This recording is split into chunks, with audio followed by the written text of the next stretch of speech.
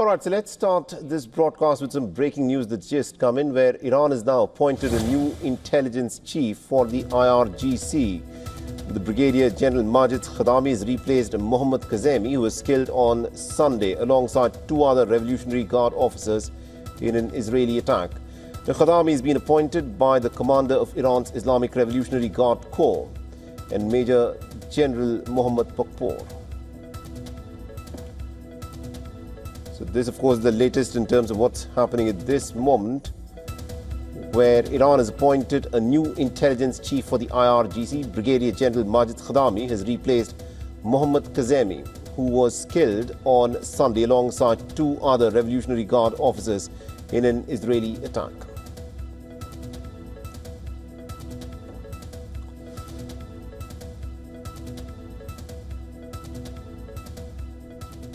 All right, from Washington, D.C., we are joined at this moment by Mr. John Erath, who is a Senior Policy Director for the Center for Arms Control and Non-Proliferation and also a former member of the U.S. delegation to NATO. Mr. Erath, thank you very much indeed for joining us here on WION. Thank you for inviting me. Now, the American President Donald Trump has got to make what could possibly be the biggest decision of his life, at least so far. The question of whether he will take the United States of America into a war with Iran along with the state of Israel is something that hangs in the balance, but he's now kicked the can at least 2 weeks away. Why do you think the American president is a little hesitant to make a decision one way or another? Is this a trait of Donald Trump's indecisiveness? I think what he's doing is, in effect, making a decision. I think he is deciding to allow a little bit of space for diplomacy, to see if there is a possibility that there would be a decision, an outcome for this that would not involve violence, that if there is an opening where the parties would be able to discuss and find a way forward to resolve the issues, the primary one being Iran's continued enrichment of uranium. If there's a way to resolve that, to end uranium enrichment and close off the pathway to nuclear weapons in a verifiable way, that would be a signal to end the violence, and that would be a constructive outcome for everybody. Now, just a couple of days back, Donald Trump, in fact, put out on his social media post, Truth Social, stating that he wants Iran to surrender unconditionally. If it is unconditional surrender that he wants from Iran, then there is very little room for negotiations, don't you think? I think that that particular post was more aimed at a domestic political audience, as with many of the posts that the president puts out. He did not add any detail about what that meant, what he would consider an unconditional surrender. So I would look at that more in the category of a political statement than a negotiating point. Right. Now, looking at this conflict from the Iranian perspective, the Iranian foreign minister, we're given to understand, has again reiterated that he wants negotiations and that is the way he would like to proceed.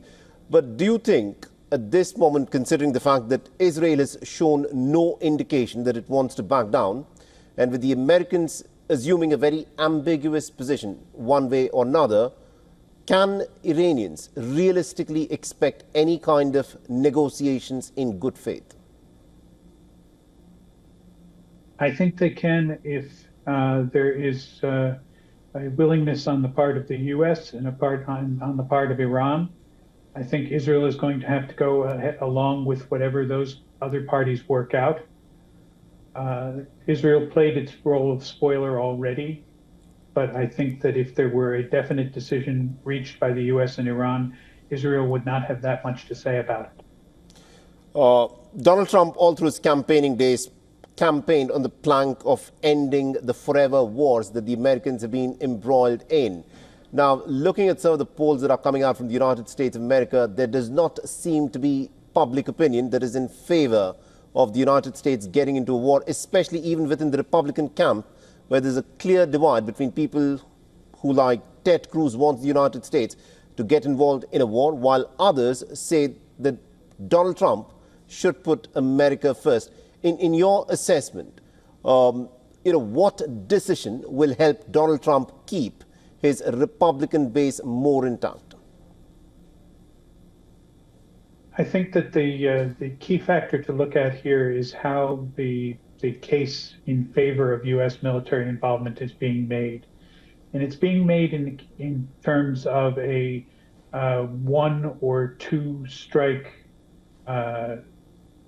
package, that it would be over very quickly, that it would mean taking out a particular facility where uranium enrichment occurs, and that would be all that would be necessary for the U.S. forces. That this could be accomplished very quickly and easily. That is absolutely not the case.